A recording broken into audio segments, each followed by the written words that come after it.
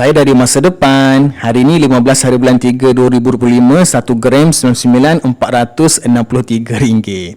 Okey, dia macam ni tuan-puan. Sebenarnya tujuan saya buat berita tergempar ni tuan-puan, sebenarnya nak bagi kejutan kepada tuan-puan. Yang harga emas memang semakin lama semakin naik. Okey? Macam hari ni tuan-puan, saya sedang buat video ni. Hari ni tuan-puan, 28 hari bulan 3 2025, dah pecah rekod sekali lagi. 1 gram 473 ringgit tuan-puan. Bila kita buat berita tergempar macam tu tuan-puan, nak bagi kejutan pada tuan-puan supaya tuan-puan sedar.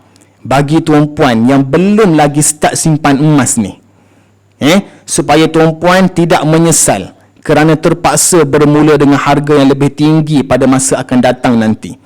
Tuan-puan dah diberi kefahaman, tuan-puan dah nampak dah tentang harga emas ni makin lama makin naik, tapi tuan-puan tak start.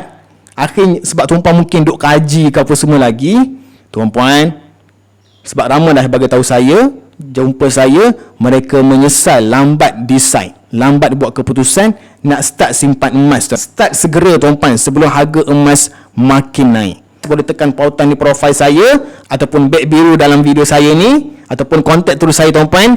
InsyaAllah saya akan membimbing sebaiknya.